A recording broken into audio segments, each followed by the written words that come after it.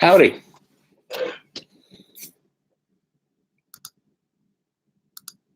Good morning. I just started talking before I realized I hadn't turned my camera or my microphone on. Technology. Let me just shut off the Star Trek background here. I am a Trekkie, but it's not always the best place to be.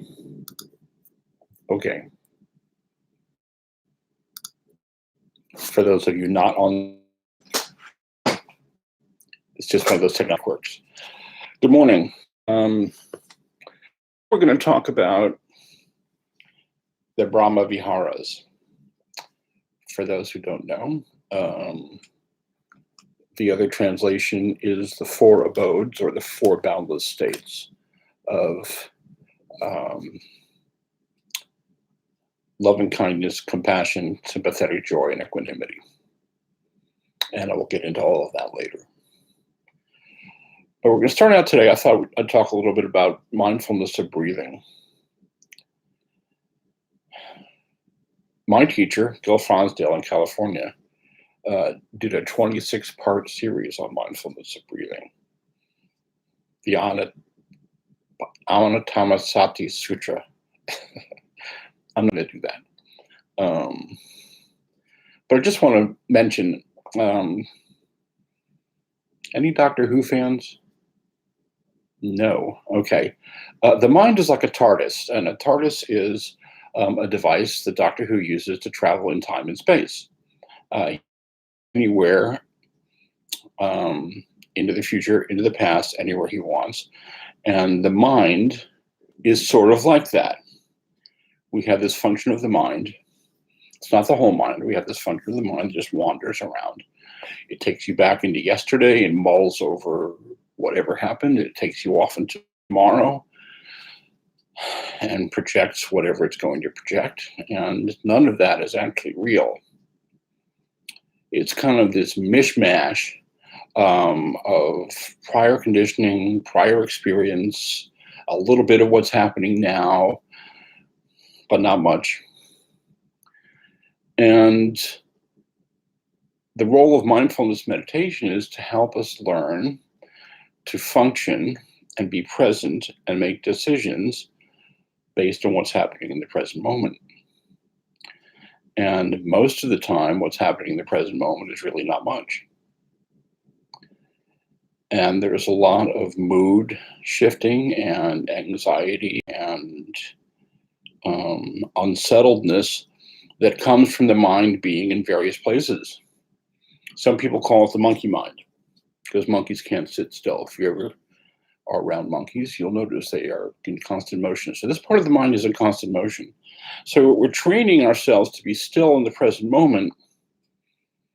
The body is always in the present moment. The mind is not a physical object. It can move around in time and space. The body is a physical object. It is always in the present moment. It cannot leave the present moment. So training the mind, we need an anchor, and the breath is the most accessible and the most obvious. Now, the mind is going to try to tug us out of the present moment because it just kind of does that.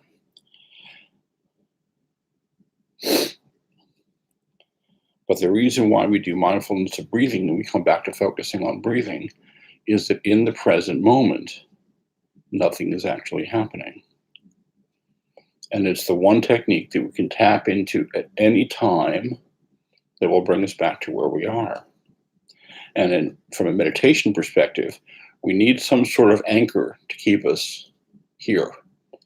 And it's the easiest one to get to. So that's why we practice mindfulness of breathing. There are other meditation techniques. I have a book that has 300 of them. This one's my favorite because it's simple. It's also the one that Buddha taught. And it's the one that has persisted over the last 2,500 years because it is just so simple. So with that,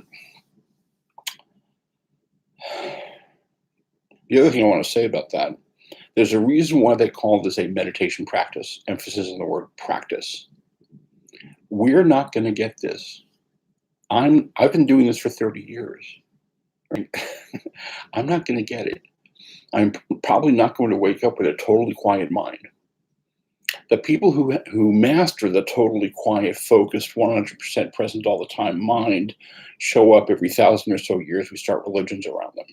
So that's not going to be you or me. But I practice this, and we practice this. And little by little, the effects of mindfulness meditation are subtle but cumulative. You'll start to notice that you notice more quickly when you've wandered off. You'll start to notice you're a little more calm, a little more centered. Walking around in your day-to-day life, I don't know why my computer just did that, but it did. Walking around in your day-to-day life, you'll start to catch yourself more easily when you're going off into some narrative that doesn't serve you, that creates anxiety or depression, or tells you that everything is not okay while you're just standing in a room doing nothing.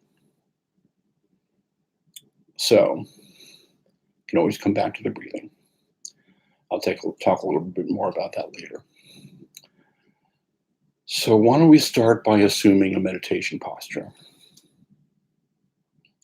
And by that, I mean something where you are alert, but relaxed. Not rigid and tense, but settled.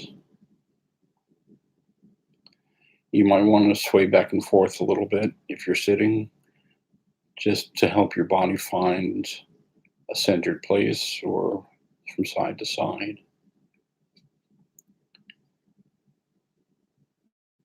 And gently close your eyes.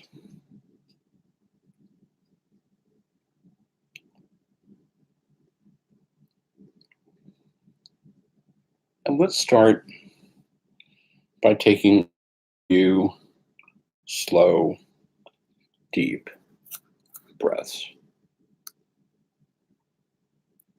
About 3/4.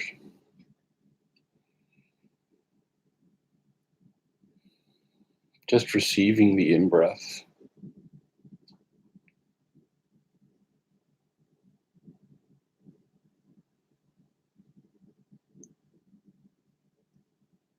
When you exhale, we're just coming into the body, just settling in.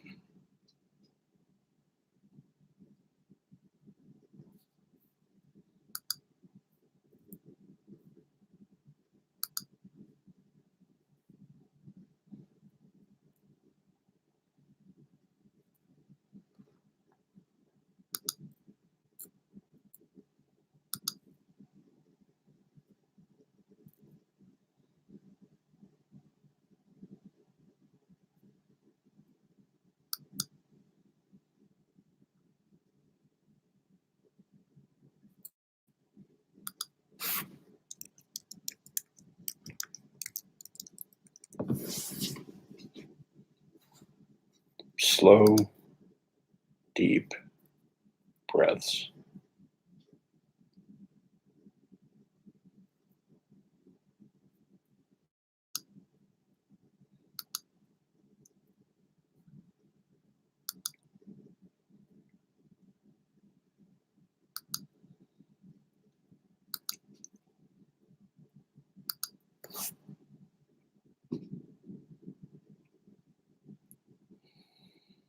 Just breathing in and out.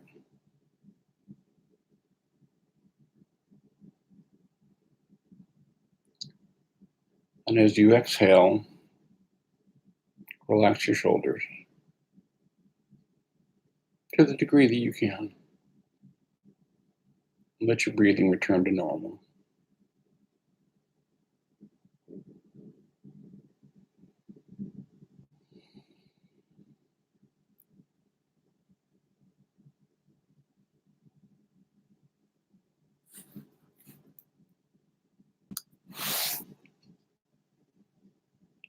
Just receiving the in-breath. And as you breathe out, as you exhale, releasing whatever tension you can release from your body. Settling into your body in the present moment, And whatever you're sitting in, just allowing gravity to do its thing. You don't have to hold yourself up or hold yourself in place.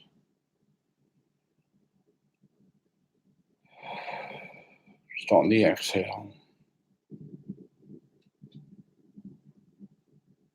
and soften the muscles in your face. Face muscles do a lot of work. Soften the muscles around your jaw, around your eyes. Just let your eyes settle in their sockets.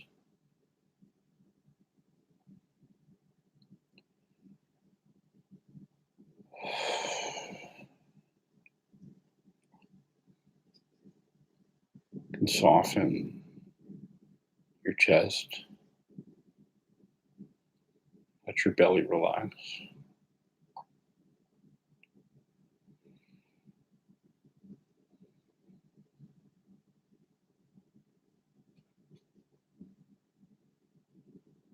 And let your attention come to your breathing.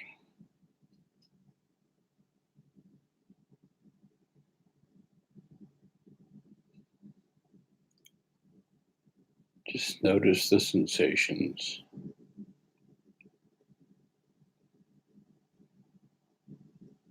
of breathing in and out.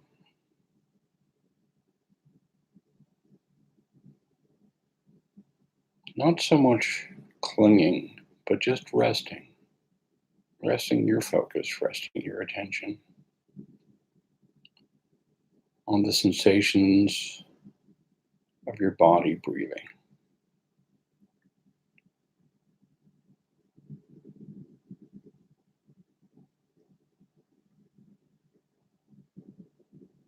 Some people find it easier to focus on the air moving between their nose and the upper lip.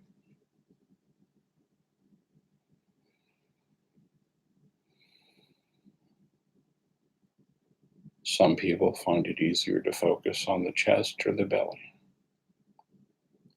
or the whole global body breathing, just your body breathing.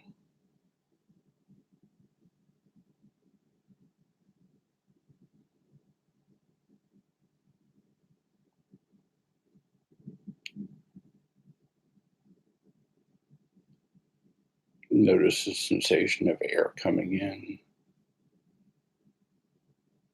your torso expanding. Notice the sensation at the top of the in-breath as you transition to an out-breath.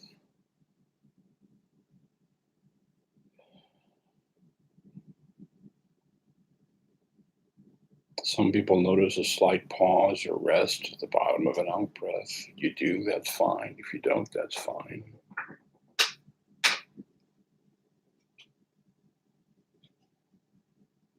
Just the simplicity of the rhythm, breathing in and out.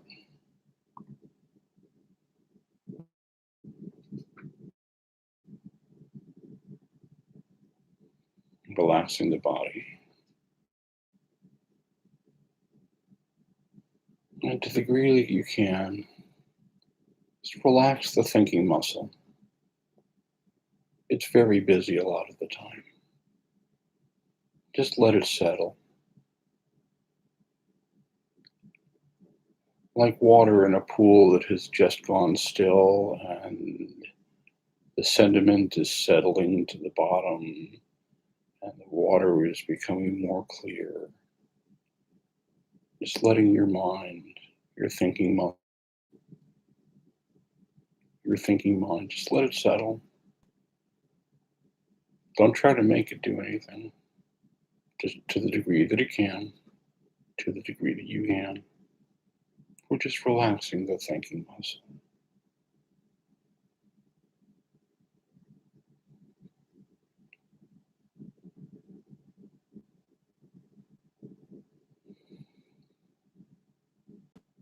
And if you wander off, that's okay. Just notice that you've wandered off whenever you do. Sometimes quickly, sometimes slowly.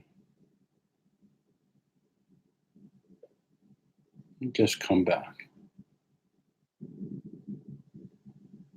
Gently. This is a gentleness practice. Compassionately. This is a compassion practice.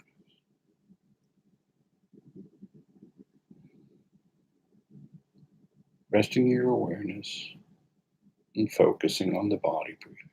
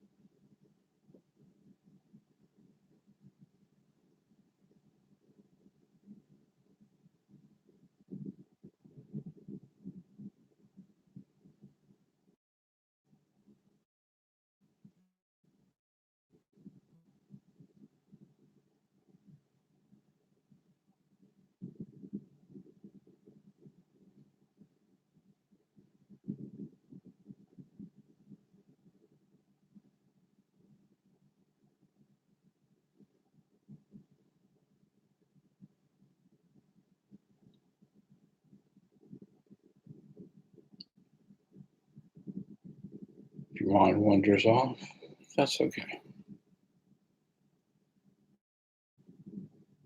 Just notice, thinking,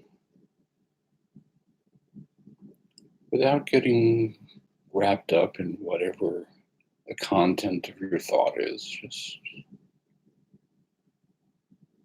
let your awareness be aware that you were thinking.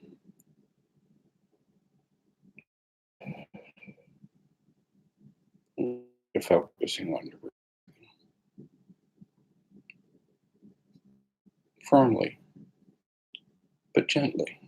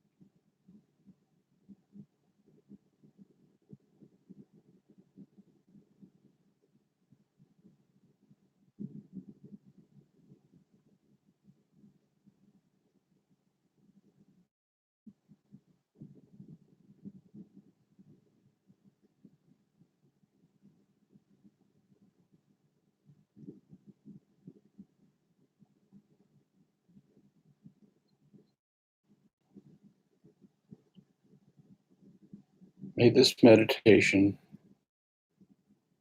help you bring goodwill and kindness to the people around you in your household, to the people around you in your neighborhood, to help you gaze with kind eyes on everything you see, and inwardly upon yourself.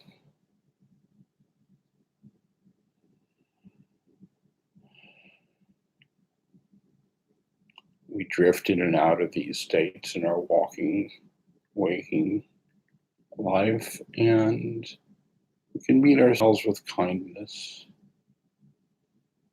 And let that be one of the benefits of this practice.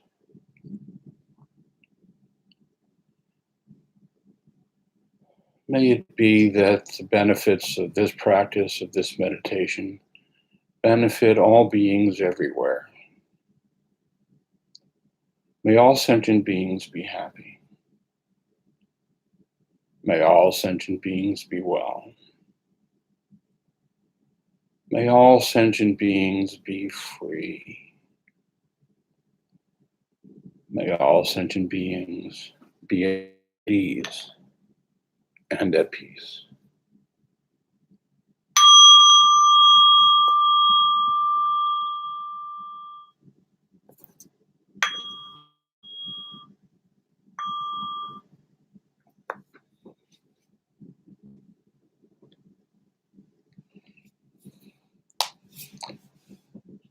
Thank you for your practice. First, I want to apologize to the folks who were trying to tune in on Facebook. That goodwill, metta in Pali, compassion, karuna in Pali, sympathetic joy, or mudita, and equanimity. I'm going to sort of tease that a little bit and talk about it. So first, I want to talk about metta, the quality of loving kindness or goodwill. And that's simply the wish for true happiness directed towards yourself and others. Sort of a relaxed friendliness that we can bring into the world.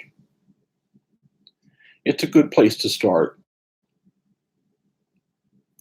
And the second is compassion. Now, it's important to notice that we're not going to feel these ways all the time. We become aware of them and we decide to practice. And as I always go back, these are opportunities for gentleness, because these are also qualities that we deliver to themselves. Compassion I define as being able to look upon suffering, ours and others, with a desire to end it. I think the near enemy of that might be codependence. And we're going to talk about that when we get to equanimity. Compassion is more difficult than metta because it's harder for the mind to stay relaxed in difficult situations. We want to go out and fix, or we want to turn away from, or we want to engage, sometimes to the point of sacrificing our own well-being. Compassion is painful because it asks us to look at our own suffering and through that lens understand the suffering of others. It's a challenge. All of these are a challenge. And one way to meet suffering with compassion when you feel uncomfortable or stirred or averse, we can remind ourselves that we're okay. And one way to do that, as I talked at the beginning of this session, our breathing is always available. When we start to feel uncomfortable or amped up or tense, the one thing that is always available is to slow our breathing, maybe do 10 slow, deep breaths. That way we can still gaze with kind eyes on whatever is happening in front of us, and it helps us stay centered. I used to work at juvenile hall. If you want to have your place, your compassion tested, go to work in an incarceration facility as a mental health person. There was a kid, we'll call him Zach because I like the name. That's not his name, but we'll call him Zach. And the first day he came in, he was a violent offender and he was terrified. Violence is an outgrowth of fear more often than not. And he was lashing out and throwing things and hitting people, and it literally took 22 people to subdue him. 22. And it scared me. And I was not feeling very sympathetic. I was not feeling a lot of goodwill. And I did not want to participate in that. And at that time, I didn't have the training to actually jump in and participate in it. But it was like, oh God, keep this away from me. And I had been working there just a few weeks, and I hadn't witnessed anything like that before. But when I paused and considered, some in real time and some later, what I saw, this is what his suffering looks like, and it's uncontainable to him. So compassion includes the art of being able to see something that we find difficult or abhorrent or unfair in someone's behavior and say, this person is suffering and this is what that looks like. Growing up in an alcoholic home, being able to come to compassion for that kind of suffering and realize they were not doing that to me, that these people are suffering, and this is what that looks like, taught me that compassion is a very powerful healing force when we can tap it. And it's okay that we can't always tap it. I'm going to talk about the challenges of that later. But compassion offers us a portal to not have the world suffering be our suffering, but we can witness it and it'll heal us. So the next of the four, we've talked about metta, loving kindness or goodwill. We talked about compassion, and the third one is sympathetic joy.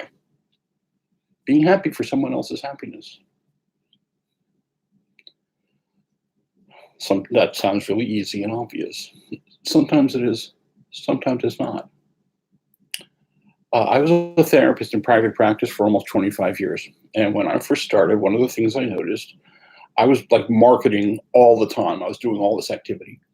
And there were some people who I knew who weren't really doing much of anything, and their practices were full all the time. Okay. And that really bothered me. It took me a long time to get a practice off the ground, to have it grow legs. The whole time I lived in Sacramento, it was never really completely full. I changed when I moved here. And my early experience of that, also those people, I was not to easily celebrate their success. And by that time, I'd been practicing mindfulness for something like 2 months of mindfulness, to notice when I was going to that space and say, I don't want to do that. things that the Bramha Viharas ask us, it's kind of like the 6 and 7 of the 12 steps. Who do I want to be when I show up? Do I want to show up and be the guy who's averse to this experience? Do I want to be the guy who is discompassionate, ungentle, just because it's not working for me? Do I want to be the guy who shows up with kindness and goodwill?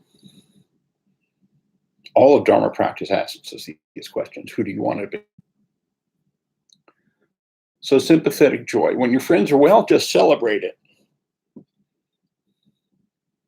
When they're not doing well, let's meet them with some compassion and kindness. So the last of the 4 is equanimity. Some people say equanimity enables all the other 3. Some people say metta enables all the other 3. I don't know. I just got a message on my screen that says my internet connection is unstable. So if I disappear, I apologize in advance. Maybe I've achieved emptiness. Who knows? Equanimity is meeting whatever, meeting the world, meeting your circumstance without attachment or aversion. That's a challenge. Most of us can't just like turn that on like a light switch. It's a practice. And mindfulness is an awareness practice. So with mindfulness practice, we can become aware of when we are meeting something with clinging or aversion and say, who do I want to be when I show up? Is that who I want to be? When we encounter suffering and we can't do anything about it, we need equanimity to avoid getting sucked in or to avoid turning to the near enemy, which is indifference. Be able to stay engaged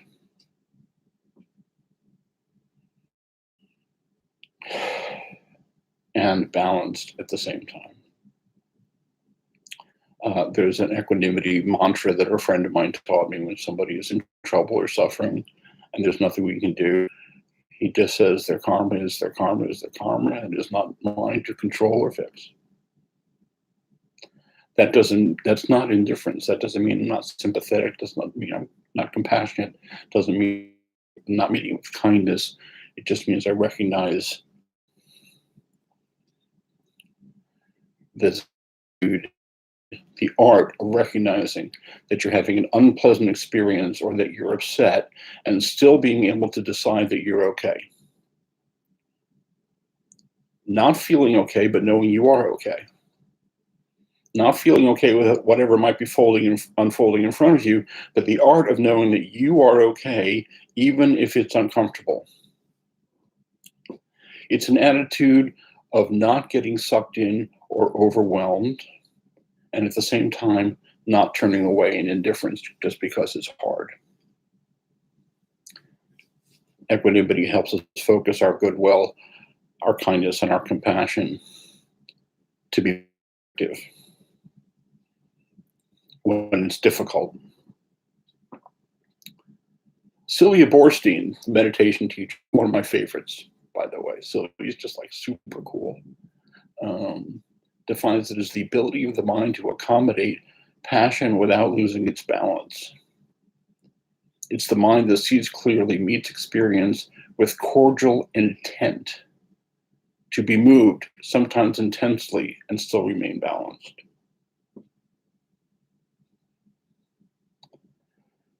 Without equanimity, we have confusion. It's harder to access wisdom. It's harder to access compassion. The mind can't be neutral. We get caught up in attachment and aversion when what I'm really suggesting is a different paradigm of recognizing that, oh, this is uncomfortable, but I don't have to like push it away and I don't have to get overwhelmed. This is why mindfulness is important, because it helps us track what's going on with us without getting just completely swamped by it. Now, I'm not going to suggest, I would be a fool to suggest, that any of this is easy or that we can just flip it on like a light switch. The Bramha Viharas offer us a challenge, maybe the most important challenge. Again, who do I want to be when I show up? It's really easy to bring these types of energies to easy people, to our spouses, roommates, friends, loved ones. The woman who owns the spiritual paraphernalia shop in downtown New Albany.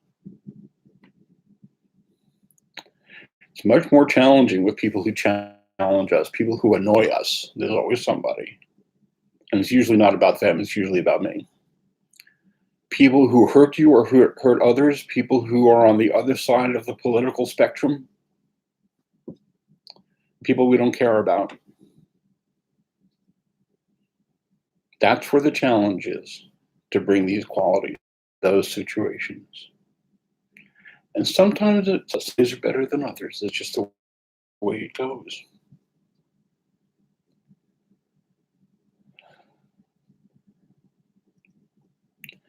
And for those people, again, we can recognize this is what their suffering looks like. Feelings, especially difficult feelings, will always find expression, whether we like it or not. We can meet this with some intentionality and express our feelings in talk or artwork or writing or poetry, or we can suppress them because they're too difficult, in which case they come out as behaviors, leaving us wondering, what the hell do I do that for? So one way we can use equanimity and the Bramha Viharas is to look and see, oh, that person is suffering. Which brings us to the two wings of the Dharma. There are two wings of the Dharma, wisdom and compassion. Compassion without wisdom can turn into a kind of a codependence or over-attachment. Wisdom allows us the discernment to, among other things, say, oh, this is what suffering is looking like. The Bramha Viharas help us open our hearts to compassion. Wisdom helps us discern what's possible and what's not, how to take care of ourselves, that everything is subject to the laws of effect, karma. Now, we can get into a broad discussion of karma and all of that, but what I mean by karma is what we do now informs what comes next. What I mean by karma is what we do now informs what comes next. Also helps us avoid what Thanissaro Bhikkhu, the translator, translates Pali to English, talks about fabrication. I've talked about the thinking mind that sort of like creates realities for us. He calls it the fabricating mind. How we're narrating our thought stream to determine which portions of our reality we like, which portions of our reality we don't, what we should or shouldn't do, what this or that means. And without the wisdom to see beyond the narrating mind, that will just sort of blow us around emotionally, alter our sense of well-being. And with the Bramha Viharas, we can bring that compassion and kindness and sympathetic joy and equanimity into our space and be settled enough, not completely settled, settled enough to be effective in our lives, to be effective in the lives of others. It sort of comes to the opening stanzas of the Bramha Vihara, of the Dhammapada. where Buddha said, with our thoughts, we make the world. When we notice our thinking, we can choose at any time to orient it towards these four qualities or not. It takes practice.